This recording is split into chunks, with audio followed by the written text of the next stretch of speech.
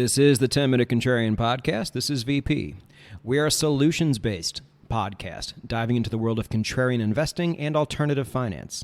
You can find us hosted on the No Nonsense Forex YouTube channel, nononsenseforex.com, and podcast players everywhere.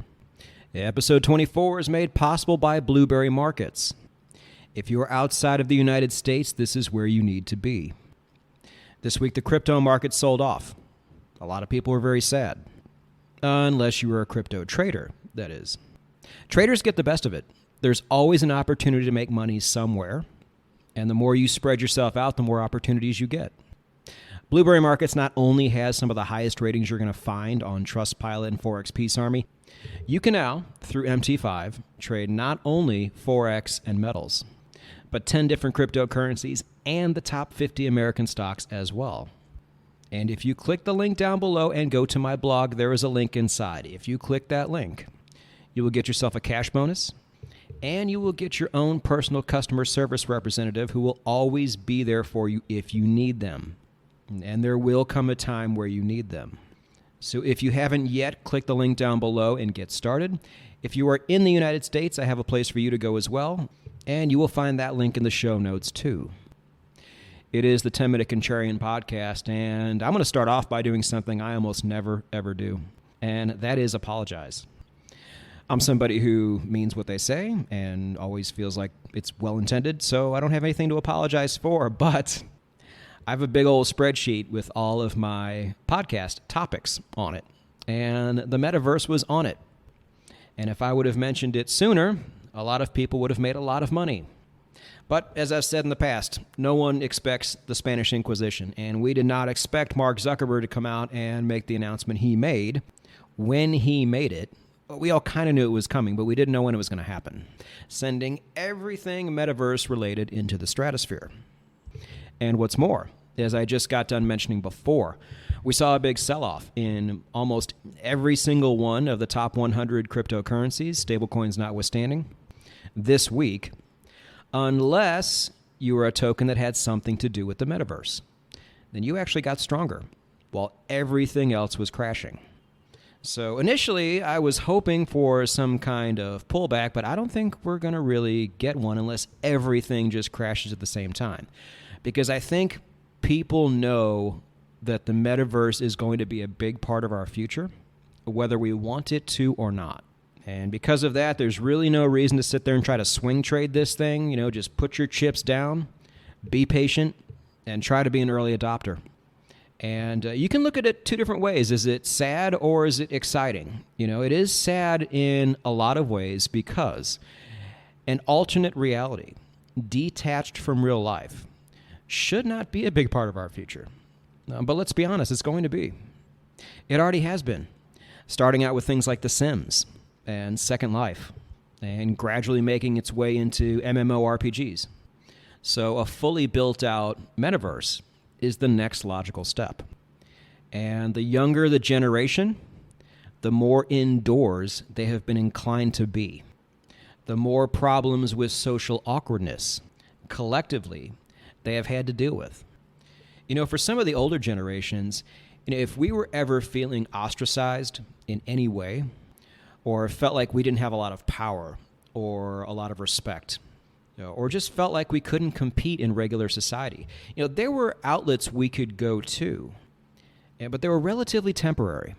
You know, as we grew up, we kind of had to fight our way out of these holes and just kind of figure it out.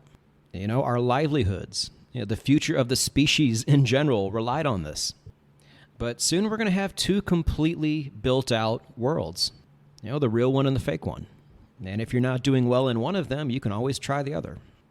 This is going to be appealing for many reasons, not just for people who have it rough in the real world, but alternate realities sell. It's why video games do so well. It's why video games are so addictive. It's why fiction books were so popular for hundreds of years, and still are. And what we are about to see, in my opinion, and it's still very, very early, but we got to make predictions now. But what I think we're going to see is two very different types of metaverse ecosystems out there. And this is not a bad thing. Choices are always good. You're going to have the Facebook side, and I'm not going to call them Meta, and I'll tell you why in a moment. But if I had to bet on it, what I think you're going to see on the Facebook side is more of a family-oriented, like places where families can get together, places where people can work together, and kind of a more PG-rated, Disney version. And Disney already said they want in, so expect them to be there. But that type of ecosystem. And there's going to be plenty of gaming and things like that too. But I think that's the overall vibe that Zuckerberg and company are trying to create. So while the Facebook side is going to be more like Disney World, I feel like the blockchain side is going to be almost more like Las Vegas. Like over there, you can be anything you want to be, but in a much more anonymous way. There's already gambling. There's already concerts. It's already big on fashion. And I think this is all great because for the same reason places like Vegas are great. We all need places we can escape to and let our dark sides run around and play for a little bit. That's certainly not something you want to suppress. But as I alluded to before, these two different ecosystems have one thing in common, and we are all pretty sure they're going to play a big part in society's future.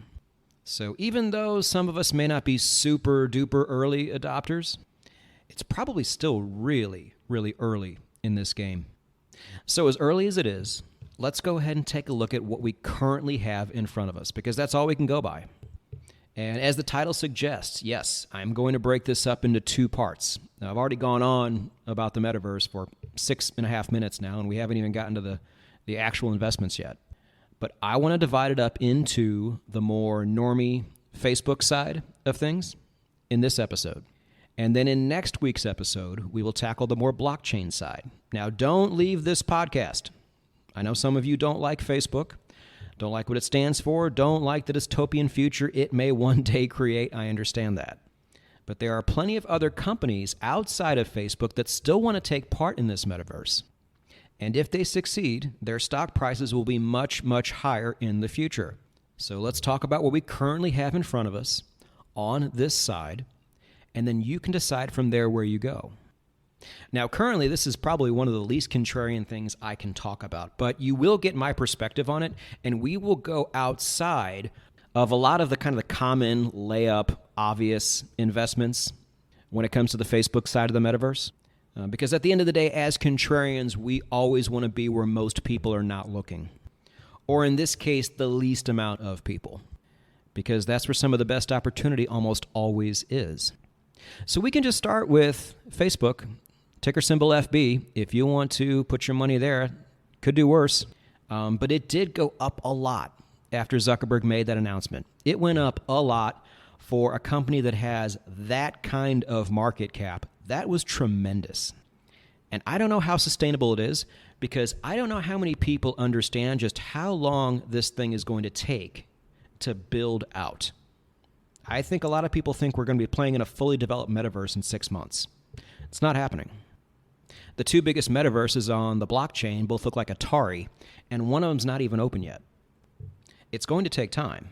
So for a big macro play, FB is going to be it. But in my opinion, the higher upside lies in the next tier down and the tiers further below that. Now, the reason I won't call Facebook Meta is because the ticker symbol Meta is already taken by currently the only Metaverse ETF in existence, unless you can find a way to go on the South Korean market, and that is Roundhill's Metaverse ETF, ticker symbol META. Hell of a snag there, Roundhill. Nice job getting that ticker symbol when you did. Now, we always like to look at the top 10 holdings on some of these ETFs, and the top 10 here are fairly obvious. Keep in mind, you got to take into account where it's going to be hosted, a lot of the gaming platforms that are going to want to be a part of this, things like that. So what you see in the top 10 holdings of this ETF are companies like Facebook, NVIDIA, Roblox, Microsoft, Amazon, Tencent, Autodesk, Unity, Taiwan Semiconductor, pretty much the obvious, all of the tools that go into building something like this out. If you go further down, however, I think you will find more intriguing opportunities. This particular ETF holds a lot of companies, but I think you really have to scroll down to find the more intriguing ones. One of which is a company called Matterport, ticker symbol MTTR. Now, word is they're already currently working with Facebook, which is huge. But what do? They make very realistic renderings of the inside of a dwelling. So let's say you want to sell your house online, and you want, instead of showing somebody a diagram, you want to show somebody exactly what the inside of your living room looks like. Well, Matterport has a beautiful way of doing that. So much so it almost feels like you're right there in the room. That's how good their software is. Pretty obvious as to why a company like Facebook would be interested in that technology. For their metaverse, no?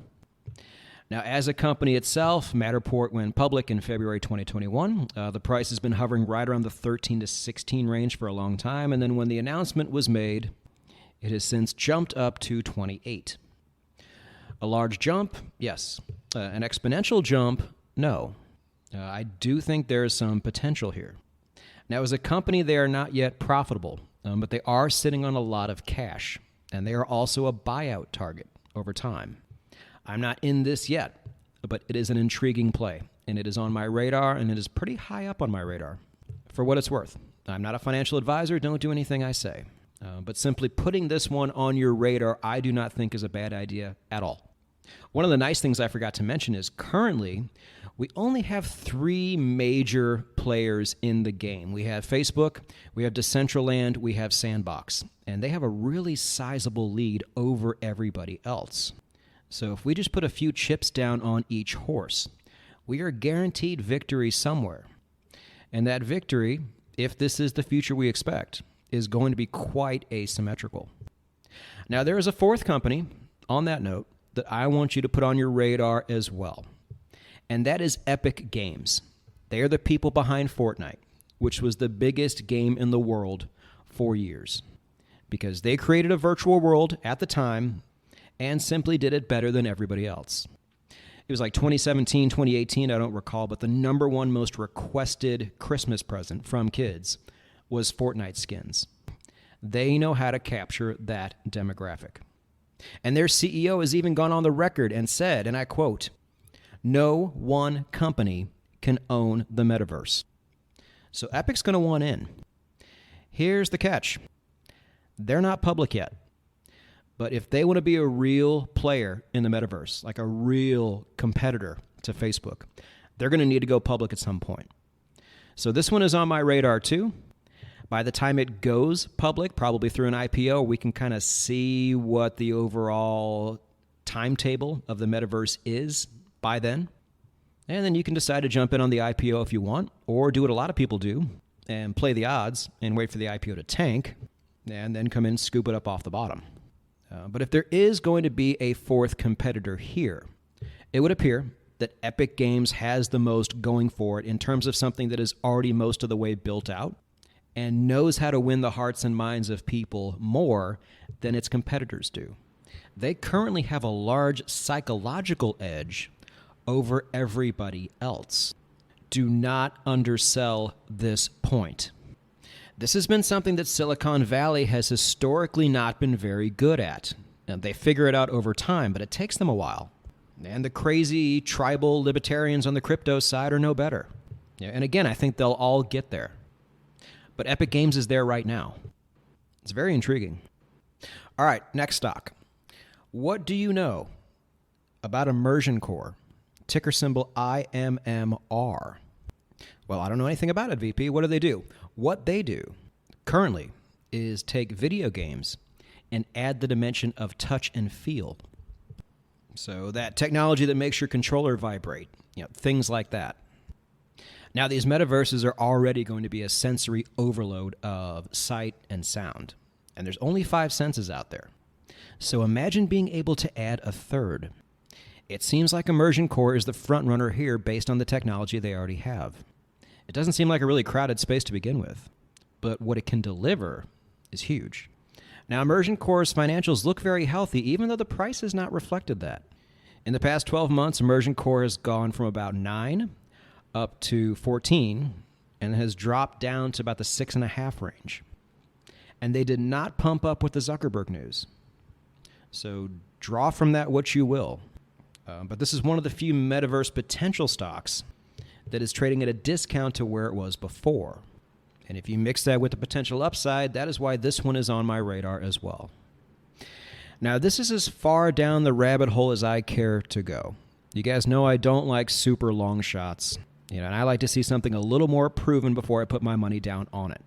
However, if you like long shots and you are okay with going the penny stock route here, I will put a link down in the show notes that takes you to an article by Marketwatch that will give you an additional 4 small and micro cap companies that you may want to try out. And then the article gives you a brief overview of why they might be relevant.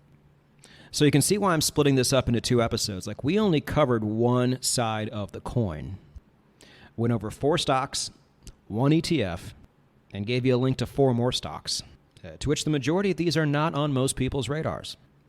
Now, when it's all said and done, which metaverse is going to win, we don't know. But with 3 billion users, whether those are active users or not, still, and with the technology they currently have, and with the companies that are currently working with them, the Facebook metaverse has a really good chance to come out way ahead.